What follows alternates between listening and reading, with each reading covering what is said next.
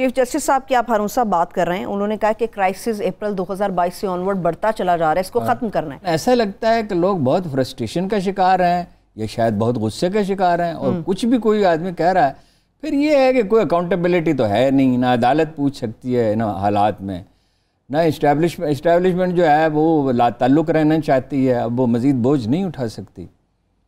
تو بہرحال بڑا افسوسناک ہے، اب اس کی پولیٹیکل امپلیکیشنز تو ہوں گی، صوبے میں بھی ہوں گی اور دوسری جگہوں پہ بھی ہوں گی، پختونخوا کے علاوہ بھی پنجاب میں بھی اس کا رد عمل ہوگا اور جگہوں پر بھی ہوگا۔ صحیح ہے۔ اور مریم صاحب نے ہارون صاحب جو باتیں کی، جتنی بھی اگریسولی انہوں نے باتیں کی ہیں، مولانا صاحب نے کہا ہے کہ یہ وہ باتیں ہیں جو تمام قائدین کی متفقہ رائے جو مریم صاحبہ باتیں کر رہی ہیں پریس کانفرنس کے اندر بیٹھ کر۔ نہیں، وہ تو عدالت پہ عدم اعتماد کیا ہے نا انہوں نے، تو عدالت پہ یہ عدم اعتماد وہ وہیں کر دیتے، عدالت میں کر دیتے، مگر یہ ہے کہ اس میں ایک بنیادی تضاد ہے۔ وہاں ان کے وکلاء یہ کہتے ہیں کہ ہمیں آپ پہ اعتماد ہے،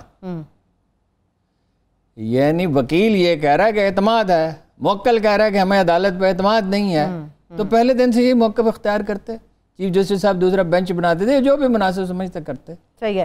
تو کیا وقت حاصل کرنا مقصود ہے ہارون صاحب اس معاملے میں؟ ظاہر ہے، اس کی وجہ کیا ہے؟ بس یہی ہے بنیادی نقطہ، آپ نے صحیح نتیجہ اخذ کر لیا۔ وقت حاصل کرنا ہے ستمبر تک، جتنا ڈیلے کر، ایک تو یہ ہوتا ہے ایسے معاملے میں کہ جتنا ڈیلے کیا جا سکتا ہے اتنا ڈیلے کر لیا جائے، اور اس دوران ممکن ہے کہ کوئی ایسا ہتھیار ہاتھ لگے، کوئی مخالف کوئی غلطی کرتا ہے اس کا فائدہ اٹھایا جائے، اور کوئی لوگ مل جائیں، کچھ بھی ہو سکتا ہے۔ لیکن یہ ہے کہ ستمبر تک تو خیر سوال ہی نہیں پیدا ہوتا، جو بھی فیصلہ ہونا ہے جلدی ہو جائے گا، اور میرا تو خیال ہے شاید کل ہی ہو جائے، نہیں تو 2-3 دن میں ہو جائے گا۔ تو وہ اپنا مطلب یہ ہے کہ نئے چیف آف آرمی اسٹاف کے تقرر کا مسئلہ ہے نا جی، یہ معاملہ ہے۔ حالانکہ کبھی اس کا کوئی فائدہ نہیں ہوا۔ دیکھیے چیف آف آرمی اسٹاف جب ٹیک اوور کر لیتا ہے، مجھے اچھی طرح یاد ہے کہ مجھے ایک بہت ہی قابل اعتماد آدمی نے بتایا کہ جس نے جنرل اشفاق پرویز کیانی نے ٹیک اوور کیا، جنرل کیانی صاحب نہیں بن رہے تھے، اور لاہور کے کور کمانڈر کا مجھے یاد نہیں ہے کیا نام ہے، انہیں بنایا جا رہا تھا، وہ آخری وقت میں ایک غلطی ان سے ہو گئی۔ فوج میں روایت، میں آپ کو بتا دوں، فوج میں روایت یہ ہے کہ بتایا نہیں جاتا، اس ایک آدمی کو بتا دیا جاتا اور وہ کسی کو بتاتا نہیں ہے۔ انہوں نے جناب اپنا بتا دیا اور بات نکل گئی، اس کا بہت برا منایا گیا۔ تو پھر جنرل اشفاق پرویز کیانی کرائے فال بنا میں منت دیوانہ زدن، کیا ہے فارسی کا مصرع، تو انہوں نے اپنے بھائیوں کو بلایا، ان کے بھائی تو متنازع ہی ہیں، تو انہوں نے بلایا، ان سے کہا کہ now I belong to Pakistan army, اور انہیں یہ بتایا کہ اب آپ مجھ سے ملاقات کرنی ہو تو ٹیلی فون کر کے آئیے گا وقت لے کر۔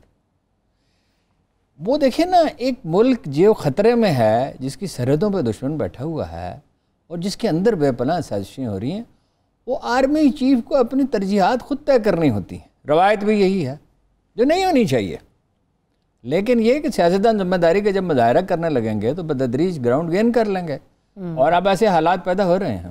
صحیح ہے۔ عمران خان صاحب کے بارے میں تو ہارون صاحب بڑی باتیں آ رہی تھی، ابھی بھی چل رہی ہیں، شاید انہوں نے بھی کچھ سوچا، کوئی نام؟ میرے نہیں خیال، وہ اس کی تردید کر چکے ہیں، اور ہمارے پاس کوئی تحقیق کا وقت نہیں۔ وہ کہتے ہیں میں جنرل فیاض حمید کو بنانے کا کوئی ارادہ نہیں رکھتا تھا، میرا اپنا خیال یہی ہے کہ نہیں۔ دیکھیے نا، جو جتنی بحث جب شروع ہو گئی تھی جنرل فیاض حمید کے بارے میں، تو اس میں مطلب کامن سینس یہی کہتی ہے کہ نہ بنائے جاتے، وہ کوئی اور آدمی بنایا جاتا، ٹھیک، وہ سینئرز میں سے۔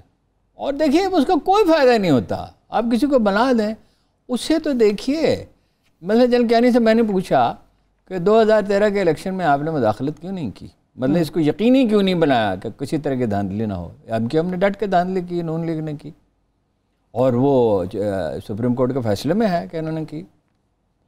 تو انہوں نے کہا کہ مجھے تو یہ فکر لاحق تھی کہ فوج کی نیک نامی کسی طرح بچ رہے، فوج انوالو نہ ہو اس میں، اس لیے کہ ہمیں اختیار تو دے نہیں رہے تھے مداخلت کا، یعنی اگر دھاندلی ہو رہی ہو تو انہوں نے کہا کہ ہمیں اختیار دیں کہ اس وقت پولنگ کچھ دیر کے لیے روک دی جائے۔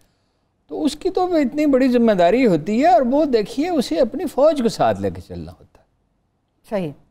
اور بہرحال وہ تو پاکستان جیسے ملکوں میں تو ایک طرح کی متوازی حکومت ہی ہوتی ہے۔ ٹھیک ہے، ابھی ہارون صاحب لطیفہ افریدی صاحب تھے اور دیگر بار کے 5 کے قریب صدر بھی وہاں پر پہنچے تھے، اور وہ سب لوگ بھی موجود تھے اور عدالت نے اس کو نوٹس بھی کیا، اس کو جانا بھی.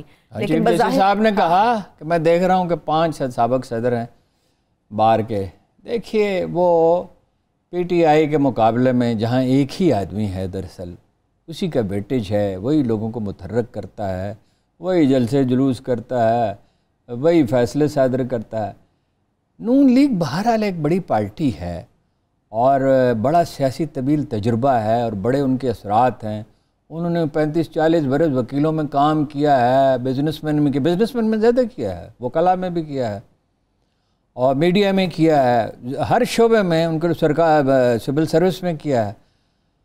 تو انہوں نے تو بڑی پلاننگ کے ساتھ وکلاء میں کام کیا. لیکن آپ نے دیکھا کہ لاہور میں کیا ہوا تھا جب ایوان اقبال میں وکیلوں کو بلایا جی، تو وہ چھوٹا سا اجتماع جو ہے وہ جلسہ عام بن گیا. اب بغاوت کر دی ہے، توڑ دی بندوں نے آقاؤں کے خیموں کی طرح. وہ مرکزی لیڈرشپ جو ہے بعض اوقات ایک تاثر قائم کرنے میں وکلاء کے کامیاب رہتی ہے، لیکن جیسے باقی نوجوان چلے گئے عمران خان کے ساتھ، اسی طرح وکلاء بھی چلے گئے. ٹھیک ہے، لیکن ہارون صاحب نون لیگ جتنی بڑی اور جماعت آپ نے بھی بتایا جتنا ان کا طویل تجربہ ہے، وکیل انہوں نے کچھ اچھے زیادہ نہیں کیے کیونکہ وہ بھرپور تیاری کے ساتھ نہیں. اعظم نذیر تارڑ صاحب گئے، چیف جسٹس نے کہا کہ جب ہم نے 5 رکنی بینچ نے وزیر اعظم کو گھر بھیجا تھا تب تو آپ لوگوں نے مٹھائیاں بانٹی، آج آپ لوگ اعتراض کر رہے ہیں. اس پہ انہوں نے معذرت کر لی. مقدمہ کمزور ہے. 2 باتیں بڑی اہم ہیں. ایک کہ مقدمہ بہت کمزور ہے، صاف لکھا ہوا ہے پارلیمانی پارٹی فیصلہ کا. ایک تو یہ مقدمہ کا، یہ بات وکلاء بھی سمجھ رہے ہیں، یہ بار ایسوسیشنوں والے بھی سمجھ رہے ہیں. اب وابستگی ہیں ان کی، وہ دوسری بات ہے. صحیح. دوسری بات یہ ہے کہ اتنا پبلک پریشر بلڈ کر دیا عمران خان نے کہ اس کی بہت کم مثالیں پاکستان کی تاریخ میں ملتی ہیں. دیکھیے نا، میں نے آپ سے عرض کیا کہ وہ کیسی رکاوٹیں تھیں جنہیں عبور کر کے 8% پھر زیادہ ووٹ حاصل کر لیے. اس کا مطلب یہ ہے کہ وہ 10, 12, 13% ووٹ مزید حاصل کر سکتے ہیں نسبتاً ان سے زیادہ. اور اس کا کیا مطلب ہوتا ہے؟ جب 2/3 سے بھی زیادہ میجارٹی تھی متحدہ مجلس عمل کی پختونخوا میں، تو انہوں نے 48% ووٹ لیے تھے، تو خان صاحب نے لیے 46%. اور اگر بالکل لیول پلینگ فیلڈ ہوتا ہے تو میرا خیال ہے وہ 48% ووٹ لے سکتے ہیں، شاید 50% بھی لے لیں. ایک واقعہ ہے کہ نواز شریف نے 96 میں غالباً 50% سے کچھ زیادہ ووٹ لیے تھے اور وہ 3/4 سے زیادہ میجارٹی تھی جب انہوں نے یہ اختیار مانگا پارلیمنٹ سے کہ وزیر اعظم کو آئین میں ترمیم کا اختیار دے دیا جائے. وہ ہوا نہیں تھا، ویسے پارٹی میں بغاوت ہو گئی تھی اس پہ. ٹھیک ہے، خورشید قصوری صاحب اور دوسرے لوگوں نے اس پہ بغاوت کر دی. اس معاملے کو لے کر 2 چیزیں جنہوں نے حیرت میں ڈالا ہے ہارون صاحب. پہلی تو یہ کہ اتنی جلدی میں کابینہ کی تشکیل کیوں دے دی گئی، کیوں کابینہ تشکیل ہوئی. دوسرا یہ کہ پرائم منسٹر ہاؤس کے اندر پریس کانفرنس کیوں کی گئی. ڈیفائنس ہے، سپریم کورٹ کے فیصلے کی خلاف ورزی ہے. اور ایک خلاف ورزی تو نہیں، بہت سی خلاف ورزیاں ہوئی ہیں. یہ دباؤ ڈالنے کے حربے ہیں. یعنی وہ تو ایک کیئر ٹیکر پرائم منسٹر کابینہ بنایا اور اتنی بڑی کابینہ بنایا. اب تو ایسا لگتا ہے کہ عدالت کو ہر معاملے میں تفصیلی ہدایات دینی پڑیں گی. یہ روایت نہیں ہوتی عدالتوں کی کہ ایک چھوٹی چھوٹی چیز میں تفصیلی ہدایات دیے جائیں، اس لیے کہ عدالت انتظامیہ کا رول تو نہیں اختیار کر سکتی، لیکن اب ایسا لگتا ہے کہ یہی انہیں کرنا ہوگا.